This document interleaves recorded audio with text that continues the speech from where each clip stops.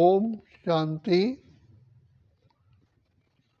वर्तमान समय काल चक्र के अनुसार हम कलयुग के भी अंत में आकर के पहुंचे हैं। सतयुग से लेकर के हमने इस सृष्टि चक्र में पार्ट बजाना शुरू किया और कलयुग के अंत में हम बिल्कुल ही तमो प्रधान स्थिति पर पहुंच गए। तो वर्तमान समय हम ऐसे ही सृष्टि काल चक्र में भूल भुलैया में फंस जाते हैं, कोई रास्ता ही नहीं दिखाई देता।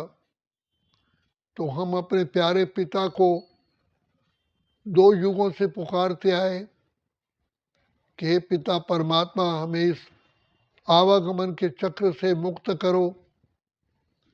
लेकिन भगवान पिता परमात्मा तो जानते हैं कि इनका सृष्टि नाटक में पार्ट है, तो पार्ट अनुसार ही अंत के समय पर बाबा स्वयं भगवान आकर के हमें राह दिखाते हैं।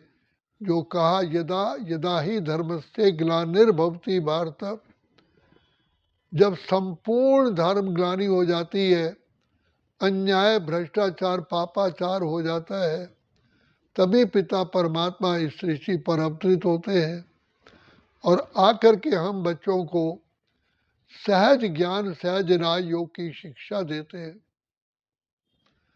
और यही कहते हैं कि बच्चे मन मना भाव, अर्थात अपने को आत्मा समझ मुझ बाप को याद करो।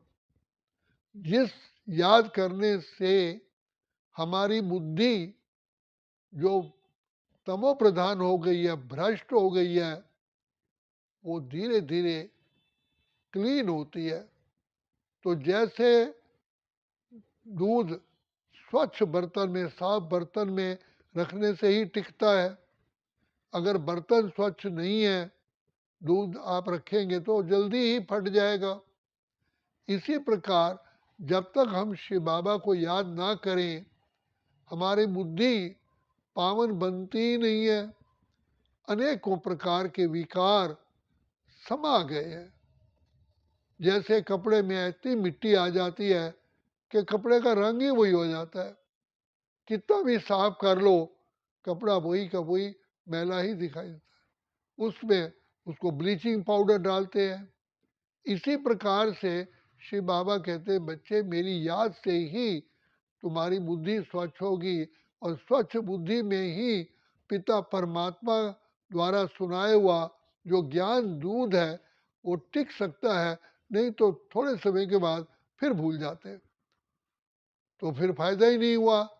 तो बाप आकर के हमको बताते हैं और उसके साथ साथ जितना हम आगे बढ़ते हैं तो हमारे संस्कार भी बाधक बनते हैं, क्योंकि हमने 2 युगों से विकारों के वशीभूत होकर के ही कर्म किए हैं, जिससे हमारी हैबिट बन गई है।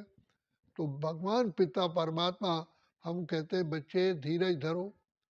धीरे धीरे धीरे धीरे जैसे बच्चा को फीडिंग करते हैं तो धीरे धीरे ही फीडिंग करते हैं, एकदम बच्चा थोड़ी पी लेता है। तो वास्तव में इसी प्रकार से हम भी ज्ञान मार्ग में बेबी बुद्धि होते हैं। तो भगवान कहते हैं, धीरज धर मनवा धीरज धर, तेरे सुख के घनेरे दिन आएंगे, तकदीर का सूरज चमकेगा, दुख के बादल छट जाएंगे।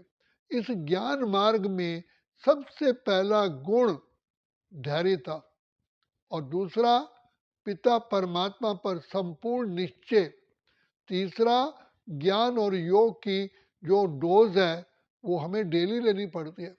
जैसे कमजोर व्यक्ति को रोज ही इंजेक्शन लगाना पड़ेगा, तो इसी प्रकार ज्ञान का योग का इंजेक्शन लगाना पड़ता है। तो बाप कहते हैं, बच्चे जैसे किसी व्यक्ति को खुराक ना मिले, चल ही नहीं सकता, बिना पेट्रोल के गाड़ी कैसे चलेगी, तो पेट्रोल तो पहले से ही खत्म हो चुका है। तो रोज ही हमें ज्ञान का, शक्तियों का पेट्रोल भरना पड़ता है। तो शक्ति आती है शिव बाबा की याद से। ज्ञान सुनते हैं तो ज्ञान का मतलब है समझ, हमें समझ से आगे बढ़ना है। फिर इसी साथ साथ दूसरा गुण है सहनशीलता। अगर कुछ हो भी जाता है तो हमें सहन करना पड़ता है, क्योंकि अनेक आत्माएं जो इस सृष्टि काल चक्र में हमारे साथ पिछले जन्मों में या इस जन्म में कुछ ऐसा सहयोगवश हमारे कांटेक्ट में आती हैं जिनके संस्कार और ही दूषित हैं, वो हमको विवश करते हैं, हम भी उन्हीं संस्कारों में के वशीभूत हों। लेकिन बाप कहते हैं कि बच्चे वशीभूत नहीं होना है, लेकिन तुम्हें सहन करना पड़ेगा। तो सहनशीलता और धैर्यता से ही हमारे आगे उत्थान होता है, प्रोग्रेस होती है। तो ये दो गुण अति आवश्यक है, क्योंकि अगर हम सहन नहीं करेंगे तो बुद्धि हमारी कार्य नहीं करेगी, बुद्धि में डिस्टरबेंस रहेगी। तो बुद्धि निर्णय शक्ति, परखने की शक्ति जब तक नहीं होगी, हम कार्य में सफल नहीं होते। तो कार्य में सफल होने के लिए बुद्धि का निर्णय शक्ति और परखने की शक्ति होना आवश्यक है।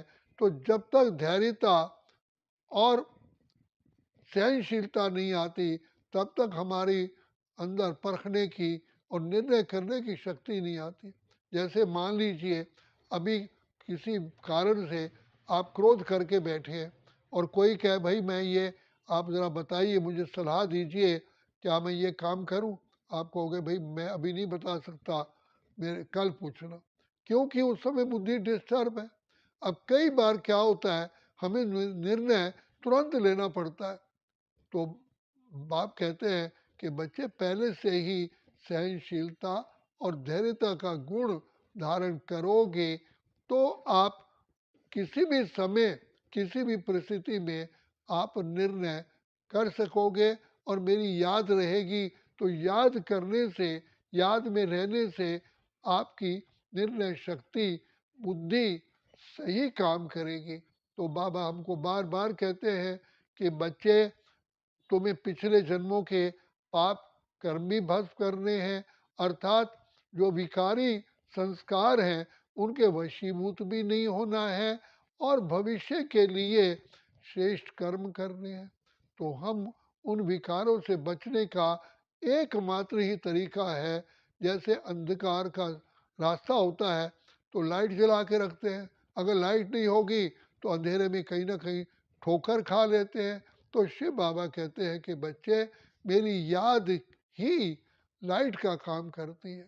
तो स्पष्ट हमारी बुद्धि कैच करती है, निर्णय सही होता है, परखने की शक्ति सही काम करती है।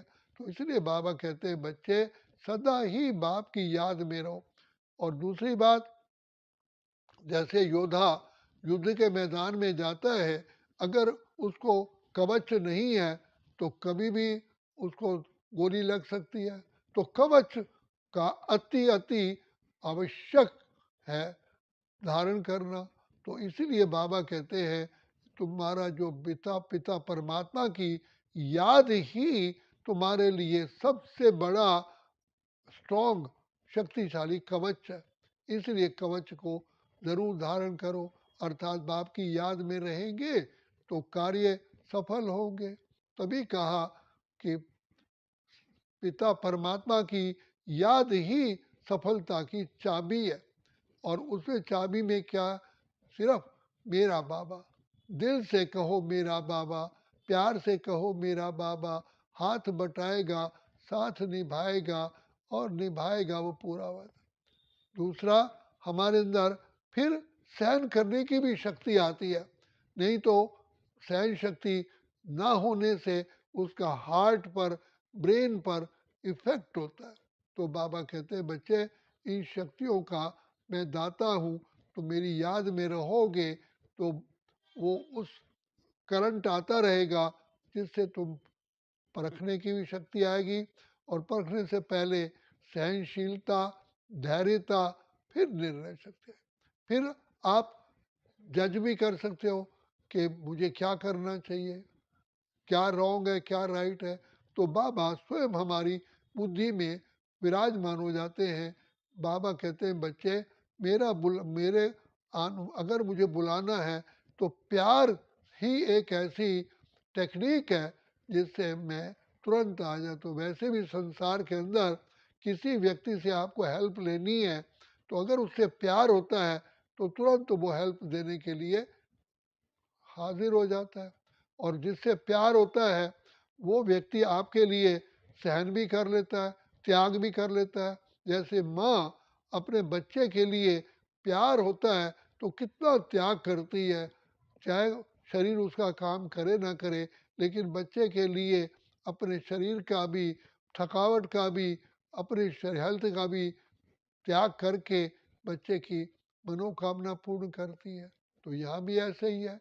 तो शिव बाबा कहते हैं प्यार से कहो मेरा बाबा, प्रेम से कहो, मीठे रूप से कहो मेरा बाबा, हाथ बटाएगा साथ निभाएगा, निभाएगा वो पूरा वादा।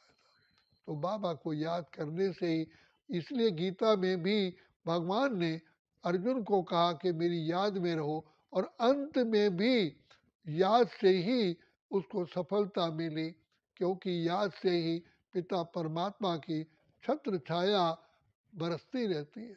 तो बाबा कहते हैं बच्चे, ये याद ऐसी मीठी स्क्रीन है जिससे आपको सारे गुण, सारी शक्तियाँ और सारे साधन प्राप्त हो जाते हैं।